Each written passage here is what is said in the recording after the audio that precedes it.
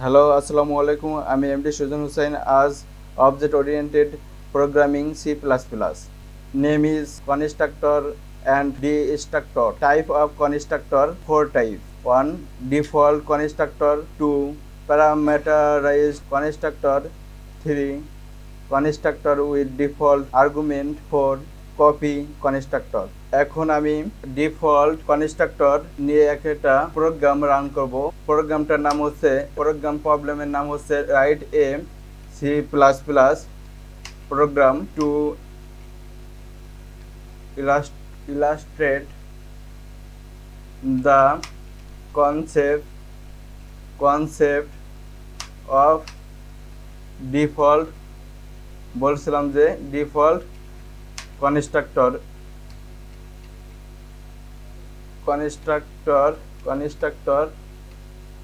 এটা বলা যাচ্ছে যে 36 নম্বর প্রবলেমটা হচ্ছে প্রশ্নটা হচ্ছে write a C plus plus programming to illustrate the concept of default constructor use করে কনসেপ্ট ইউজ করে একটা সি প্রোগ্রামিং তৈরি করা। এটা হচ্ছে আমাদের প্রশ্ন। তাহলে এটাকে আমরা হাইলাইট করে রাখি, কমান্ড দিয়ে রাখি। আমরা এখন সি প্লাস প্লাস প্রোগ্রাম তৈরি করব, অবজেক্ট ওরিয়েন্টেড প্রোগ্রামটি করব সি প্লাস প্লাস মাধ্যমে। এর জন্য আমাদের প্রথমে করতে হবে hash include library function iOS stream.h using namespace std। তারপরে প্রথমে লিখব ক্লাসের একটা নাম্বার দিলাম, নাম্বার নামে একটা ক্লাস দিলাম, সেকেন্ড ব্র্যাকেট শুরু। এর ভিতরে থাকবে ডাটা টাইপ নিব, ডাটা টাইপ একটা ভেরিয়েবল নিব, একটা n1 n2 দুইটা ভেরিয়েবল এবং n3 তিনটা ভেরিয়েবল নিলাম। তারপরে পাবলিক নামে অ্যাক্সেস স্পেসিফায়ার মানে ফাংশনগুলো কিভাবে অ্যাক্সেস হবে তার জন্য এটা হচ্ছে পাবলিক, আর একটা হচ্ছে প্রাইভেট, দুটা। তারপরে এই পাবলিকের ভিতরে ডিফল্ট কনস্ট্রাক্টর নিব, ওই নেম নাম্বার ফাংশন এটা হচ্ছে ডিফল্ট। এটা কমান্ডে লিখি ডিফল্ট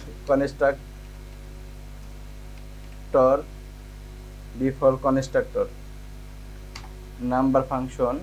এটার ভিতরে আমাদের বডি ভিতরে আমাদের নাম ভেরিয়েবল কি ডাটা টাইপের ভেরিয়েবল নিয়েছিলাম n1 এর আমরা মান অ্যাসাইন করে দিব, 5 দিলাম। n2 মান আমরা অ্যাসাইন করব, আমরা 10। তারপরে আমরা যে কোনো মান আমরা অ্যাসাইন করতে পারি। n3 ভেরিয়েবলের জন্য ডাটা অ্যাসাইন করব আমরা 15। যে কোনো n1 এর ক্ষেত্রে আপনি যে কোনো একটা দিতে পারেন, এই জায়গায় আমি 5 দিছি, যে কোনো একটা দিতে পারেন। n2 এর ক্ষেত্রে 10 দিছি, আপনি যে কোনো একটা দিতে পারেন। এটা হচ্ছে ডাটা টাইপ ইন্টিজার, 5 হচ্ছে ইন্টিজার ডাটা টাইপ, 10 হচ্ছে ইন্টিজার ডাটা টাইপ। যেহেতু অ্যাসাইন ডাটা টাইপ হচ্ছে ইন্টিজার, সেহেতু ইন্টিজার নাম্বারগুলো দিতে হবে। তারপরে আমরা যাব আমাদের ভয়েড এটা ডিসপ্লে করব, ভয়েড ডিসপ্লে নামে একটা ফাংশন তৈরি করব। তার সে ফাংশনের বডির ভিতরে লিখব কাউট, এটা হচ্ছে আউটপুট দেখানোর জন্য কাউট, এবং ডবল গেটার দেম এটার ভিতরে n1 ইকুয়াল আমাদের কি ভিউ করো, এবং n1 আমাদের কি প্রিন্ট করো, এবং এটাকে নতুন লাইনে নিয়ে যাও। এটা হচ্ছে ইন্ট এল, নতুন লাইনে নিয়ে যাও। এখন আবার কাউট ডবল গেটার দেন, তারপরে হচ্ছে কমান্ডের ভিতরে n2 ভিউ করো সমান পর্যন্ত, এবং n2 ভেরিয়েবল আউটপুটে দেখাও এবং সেটাকে নতুন লাইনে শেষ করো। নতুন লাইন চলে যাবে। তারপরে আমাদের যেহেতু ডাটা টাইপ নিয়েছিলাম তিনটা, সেহেতু আর একটা রয়েছে, সেটাও লিখবো আমরা সি আউট, তারপরে গ্রেটার দেন ডবল গ্রেটার দেন n3 নামে আর একটা ডাটা ভেরিয়েবল, সে ভেরিয়েবলকে ভিউ করো এবং গ্রেটার ডবল গ্রেটার দেন n3 মান n3 ভেরিয়েবলের মান ভ্যালুর মান কি করো ডিসপ্লে করো এবং নতুন লাইনে সমাপ্ত করো। আমাদের ইম্পোর্টের কাজ হলো এবং ডিসপ্লের কাজ হলো। এখন আমরা কি করব, ক্লাসের বাইরে বেরিয়ে যাব ক্লাস এ পর্যন্ত এবং একটা নতুন মেইন ফাংশন তৈরি করব।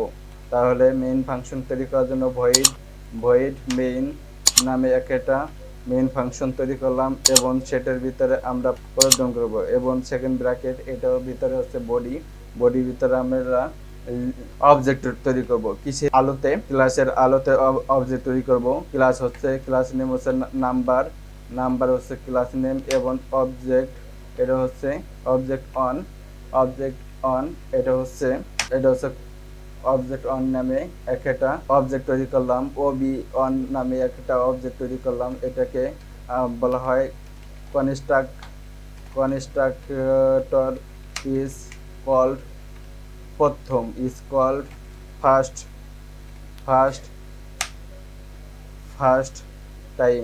প্রথমে ইনস্ট্রাক্টরকে প্রথমবার কি করবে, অবজেক্টটা কল করবে এবং অবজেক্টটা কি করব, অবজেক্টের আলোকে অবজেক্টের মাধ্যমে আমরা কি করব, ডিসপ্লে করব।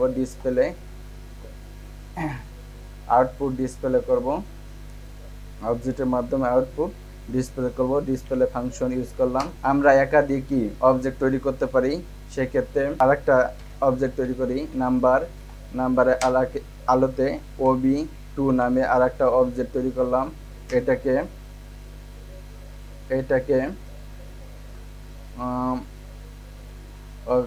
সেকেন্ড টার্ম ডাকা হয় বা বলা হয় বা ধরা হয় এবং অবজেক্ট 1 অবজেক্ট 2 ডিসপ্লে করো, ডিসপ্লে ফাংশন কল করো এবং সেটাকে মানগুলোকে আমাদের ডিসপ্লেতে আউটপুট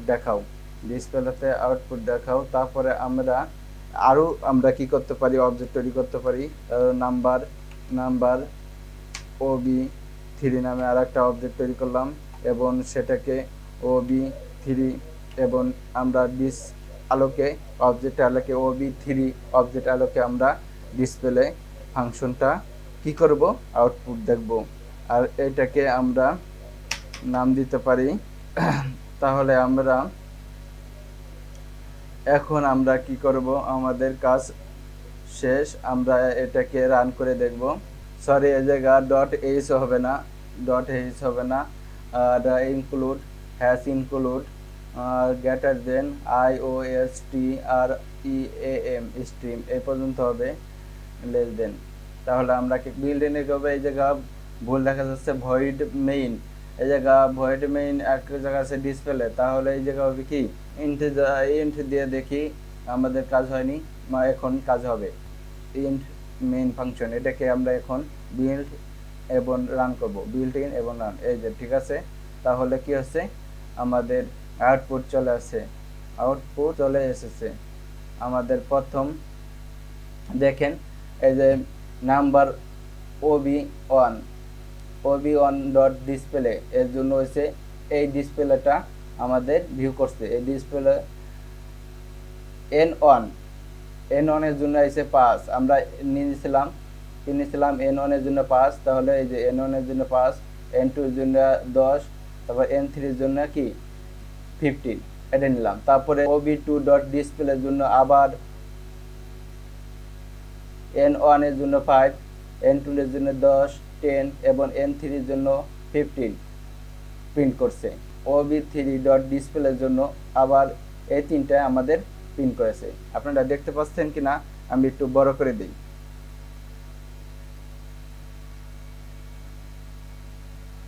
এই যে OB ওবি ও1 ডট ডিসপ্লের জন্য আমাদের এইটা আমাদের কি ডিসপ্লে হয়েছে তাহলে এটা n1 ইকুয়াল এই যে ইকুয়াল আর n1 এর জন্য আমাদের দিছিলাম কত 5 সে 5 আবার n2 ইকুয়াল এবং 2 এর জন্য দিছিলাম আমরা n2 এর জন্য দিছিলাম 10 আবার n3 এর জন্য দিয়েছিলাম 5 এটা তাহলে n1 2 3 এই পর্যন্ত হচ্ছে ob1 ডট ডিসপ্লের মান আবার ob2 ডট ডিসপ্লের মান হচ্ছে এই অনের থেকে এই n3 এই পর্যন্ত আবার 3 এর জন্য ডিসপ্লের জন্য হচ্ছে এই অন থেকে এই 3 পর্যন্ত। এটা আশা করি আপনারা বুঝতে পেরেছেন। এটাকে আমরা এই জায়গা নাম্বার অ্যাসাইন করে ভ্যালু অ্যাসাইন করে না দিয়ে আমরা এই ভ্যালুটা ইউজারের কাছ থেকে আমরা ভেরিয়েবলের ভ্যালুগুলো নিব। তাহলে আমাদের করতে হবে এটাকে বাদ দিলাম তারপরে আমরা কি লিখব cout double greater than rotation তারপরে enter the values for n1 n2 and m3 তাহলে আমাদের ডবল কোটেশন শেষ করো এবং নতুন লাইন তৈরি করো বা লাইন ব্রেক করো। এখন আমরা ইনপুট নিব সিইন দিয়ে বোঝায় ইনপুট নিয়ার কমান্ড। এখন সিইন আমরা ডবল লেস দেনের মাধ্যমে ইনপুটের ভ্যালুগুলো আমরা নিয়ে থাকি। ভেরিয়েবল হচ্ছে n1 প্রথম ভেরিয়েবল, তারপরে নিব n2 সেকেন্ড ভেরিয়েবল, তারপরে ডবল লেস দেন n3 আমাদের তিনটা ইনপুট এবং সেমিকোলন। তাহলে আমরা কি করব এটা সেমিকোলন দিয়ে বের করলাম। এখন আমরা কি করব রান করব। আমাদের রানটা এটা কেটে দেই, আগে রান করাটা কেটে দিলাম। এখন আমরা পুরোনাই রান করব। তাহলে এটা বিল্ড এবং রান করব। বিল্ড করলাম, ভুল নাই, কি আছে এই জায়গা দেখেন নাম্বার ফাংশনে, এই নাম্বার ফাংশনে আমরা লিখছিলাম সিআউট আমাদের ডিসপ্লে করো। সিআউট মানে ডিসপ্লে করো enter the values for n1 n2 and n3। তারপরে n3 করলাম, তারপরে end l এটাতে আমাদের লাইন ব্রেক দিছে এবং নিচের লাইনে চলে গেছে। তারপরে আমাদের কি বলছে সিইন n1 ভ্যালু দেওয়ার কইছে, যেহেতু প্রথমে আমরা n1 এর ভ্যালু দেব 20, তারপরে দিব একটা স্পেস দিয়ে দিব 30, আরেকটা স্পেস দিয়ে দিব কত দেব 40, তারপরে আমরা ইন্টার দিব। দেখেন আমাদের কত হয়েছে n1 এর ক্ষেত্রে আইছে 20, n2 এর ক্ষেত্রে n2 ইকুয়াল তারপর n2 এর জন্য আইছে আমাদের এই 30, তারপরে n3 ইকুয়াল এই জন্য n3 এবং n3 এর মান আইছে আমাদের দিয়েছে কত এই যে 40 আইছে। আবার বলছে এইটার হচ্ছে আমাদের প্রথম কল্ড মানে কনস্ট্রাক্টর ইজ কল্ড ফার্স্ট টাইমের ক্ষেত্রে আমাদের এইটুক আমাদের প্রিন্ট কাজ করলো মানে ডিসপ্লে হলো এইটুক হচ্ছে প্রথম ob1 ডট ডিসপ্লের মান হচ্ছে এইটুক। তারপরে আমাদের আবার ob2 আছে, সেই ক্ষেত্রে ob2 এর জন্য আমাদের ডিসপ্লে করলো কত আমাদের এইটাকে বলছে ইনপুট। আমাদের ইনপুটকে কল করছে মানে নাম্বার ডিফল্ট কনস্ট্রাক্টর কে ফাংশনকে আমাদের কল করলে এটা আমাদের ভিউ হয়েছে এবং ইনপুট দিতে বলছে। আমরা ইনপুট দিব, প্রথম দিব 5, তারপরে দিব 80, তারপরে দিব 20, তারপর আমরা ইন্টার দিলে আমাদের আসবে